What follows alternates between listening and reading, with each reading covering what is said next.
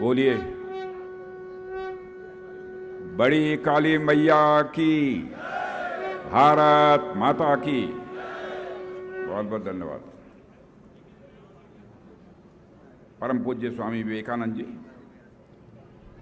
अध्यक्ष बोध गया मठ, श्रीमठ बाड़ी काली जी मंदिर, परम पूज्य स्वामी आत्मानंद जी महाराज, परम पूज्य स्वामी अच्युतानंद जी महाराज, परम पूज्य श्री गौरी शंकर दास जी महाराज और हमारे उत्तर प्रदेश के लोकप्रिय उप मुख्यमंत्री श्रीमान ब्रजेश जी पाठक और उत्तर प्रदेश के बहुत ही सक्रिय और प्रभावी पर्यटन मंत्री श्रीमान जयवीर सिंह जी, विधान परिषद सदस्य श्री महेंद्र सिंह जी, विधान परिषद सदस्य श्री मुकेश शर्मा जी, अध्यक्ष लखनऊ महानगर श्री आनंद जी द्विवेदी, महापौर लखनऊ श्रीमती सुषमा जी खरकवाल, लोकप्रिय विधायक श्री नीरज जी बोरा, श्री अंजनी श्रीवास्तव, श्री अमित टंडन, श्री अनुराग मिश्र जो कार्यक्रम का संचालन कर रहे हैं, और एक छूट गए हमारे रामचंद्र जी प्रधान सदस्य विधान परिषद,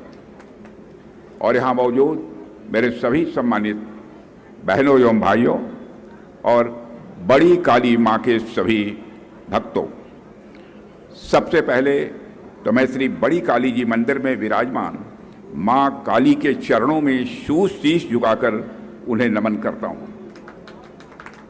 साथियों, उनके आशीर्वाद से केवल चौक और लखनऊ ही नहीं बल्कि संपूर्ण भारत का विकास और उत्थान तेजी के साथ हो रहा है।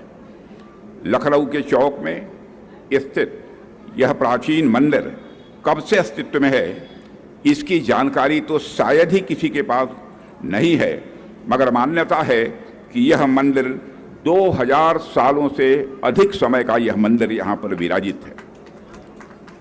साथियों, मान्यता है कि इस मंदिर की स्थापना आदि गुरु शंकराचार्य जी ने की थी, जिसका उल्लेख संभवतः लाल जी टंडन जी जो यहाँ के मंत्री हुआ करते थे, जो एक वरिष्ठ नेता थे, उन्होंने अपनी एक पुस्तक में भी इसका उल्लेख किया है। साथियों, इस मंदिर में समाज के सक्रिय योगदान से समय समय पर इसे विस्तार और आकार देने का प्रयास भी लोगों के द्वारा किया गया है। मुझे खुशी है कि समाज के साथ साथ सरकार की तरफ से भी ये प्रयास हो रहे हैं, और जो प्रयास हो रहे हैं उसमें विशेष प्रयास हमारे उत्तर प्रदेश सरकार के पर्यटन मंत्री श्री जयवीर सिंह जी का है। मैं जयवीर सिंह जी को मैं विशेष रूप से साधुवाद अपनी तरफ से देता हूँ। आज जिन भवनों का उद्घाटन हुआ है वह इसी प्रयास का मैं मानता हूं कि एक नया यह संस्करण है। इसके लिए मैं उत्तर प्रदेश के पर्यटन मंत्री और साथ ही संस्कृति मंत्रालय और पर्यटन मंत्रालय सभी को अपनी हार्दिक शुभकामनाएं देता हूं। साथियों, यदि मैं कहूं कि चौक में स्थित यह श्री बड़ी काली जी का मंदिर लखनऊ की सांस्कृतिक और आध्यात्मिक चेतना का केंद्र है, तो यह कहना कोई अतिशयोक्तिपूर्ण नहीं होगा। जब लखनऊ भी नहीं था तब भी यह मंदिर था, और जब आज यह लखनऊ एक स्वरूप ले रहा है तब भी यह मंदिर हम सब की प्रेरणा के शक्ति के रूप में इस स्थान पर मौजूद है। साथियों, मुझे जानकारी मिली है कि सुप्रसिद्ध हिंदी साहित्यकार अमृतलाल जी नागर का आप लोगों ने नाम सुना होगा। उन्होंने आजीवन माँ की सेवा में लगे रहे, और इस मंदिर की महिमा देखिए, एक बार लखनऊ के इस चौक में आए तो यहीं के होकर वह रह गए। मैं मानता हूं कि मुझे भी काली माँ ने अपनाया है, और मैं आजीवन लखनऊ के प्रतिनिधि के रूप में सेवा का व्रत लेकर सार्वजनिक जीवन में यहाँ पर काम कर रहा हूँ। यह बड़ी काली माँ का ही यह आशीर्वाद है। साथियों, इस चौक इलाके से जुड़ा एक रोचक किस्सा है, जिसमें अमृतलाल नागर जी ने अपने किसी साहित्यकार मित्र से पूछने पर बताया है कि चौक और लखनऊ अपने आप में यह एक अनोखा संसार है। जो यहाँ है वह और कहीं नहीं देखने को मिलेगा। वो तो यहाँ तक कहते थे कि चौक और लखनऊ अपने आप में एक यूनिवर्सिटी है, अपने आप में एक यह विश्वविद्यालय है। वक्त ने इस लखनऊ को काफ़ी बदला है मेरे बहनों भाइयों, मगर यह लखनऊ कितना भी बदल जाए, अपने अंदर का लखनऊ यह हमेशा कायम रखेगा, यह मेरा पूरा विश्वास है। साथियों, यह जुलाई का महीना चल रहा है, यह भारतीय सेनाओं के इतिहास के लिए भी यह काफी महत्वपूर्ण है। आज के 26 साल पहले 1999 में इन्हीं दिनों कारगिल की पहाड़ियों पर भारत और पाकिस्तान के बीच एक सैन्य संघर्ष चल रहा था। पाकिस्तान ने भारत की धरती पर कब्जा करने की भरपूर कोशिश की थी। उस समय देश के प्रधानमंत्री और इसी लखनऊ महानगर के जनप्रतिनिधि सांसद श्रद्धेय अटल बिहारी वाजपेयी जी हुआ करते थे। अटल जी ने के नेतृत्व में भारत ने संकल्प लिया कि भारत के एक एक इंच जमीन खाली कराई जाएगी, और खाली कराकर ही उन्होंने दम लिया। ऐसे हमारे नेता श्रद्धेय अटल बिहारी वाजपेयी जी थे। आप संयोग देखिए कि भारतीय सेना की जिस रेजिमेंट में कैप्टन मनोज पांडे अपनी सेवाएं दे रहे थे, उनका नाम है गोरखा राइफल्स। उस रेजिमेंट का जय घोष है, जय महाकाली आयो गुरखाली, जय महाकाली आयो गुरखाली, उसका जय घोष है। और इसी देश में वीरता की प्रेरणा शक्ति है महाकाली। इस साल कारगिल युद्ध की 21वीं वर्षगांठ मनाई जा रही है, और इस मौके पर हमें कैप्टन मनोज पांडे समेत सभी वीरों को याद करना चाहिए, जिन्होंने मां भारती के लिए अपना सर्वस्व बलिदान कर दिया। साथियों, भारतीय सेनाओं पर मां काली की विशेष कृपा रही है।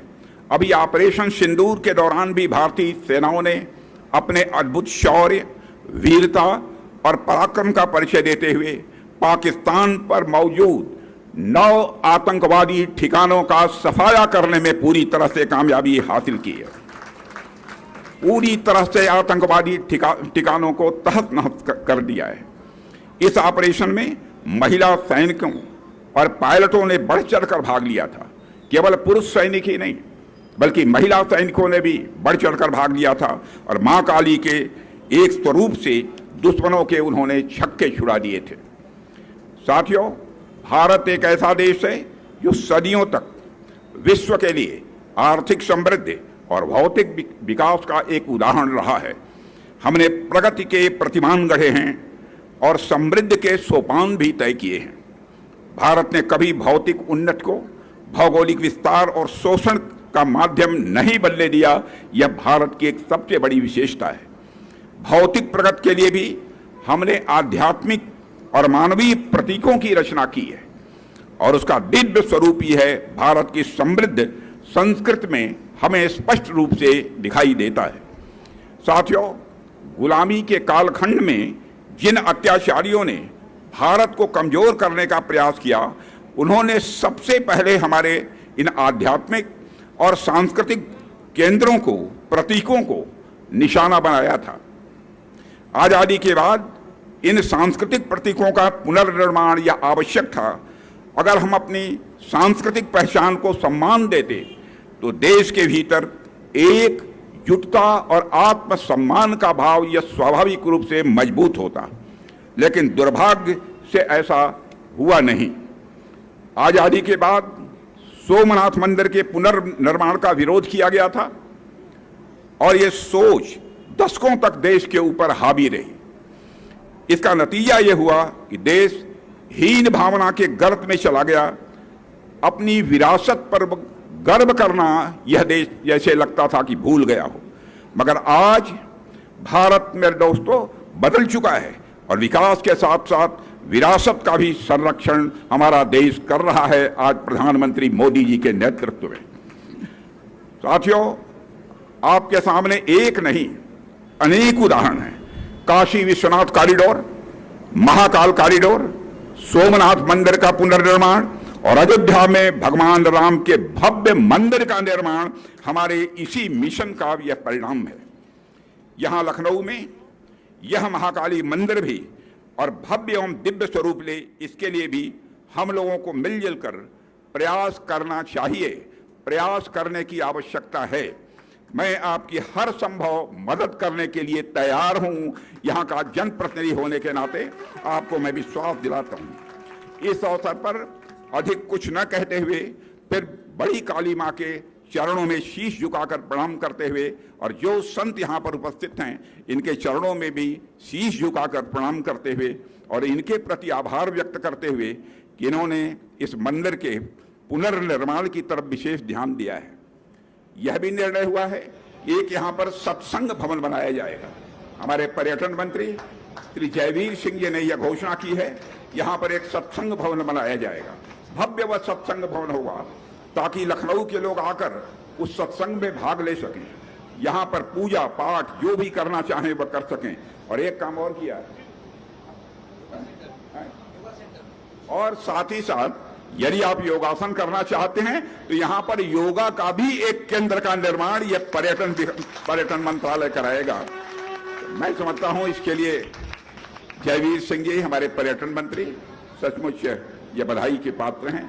इन्हीं शब्दों के साथ मैं पुनः आप सभी के प्रति हृदय से सम्मान की अभिव्यक्ति करते हुए अपना निवेदन समाप्त करता हूं।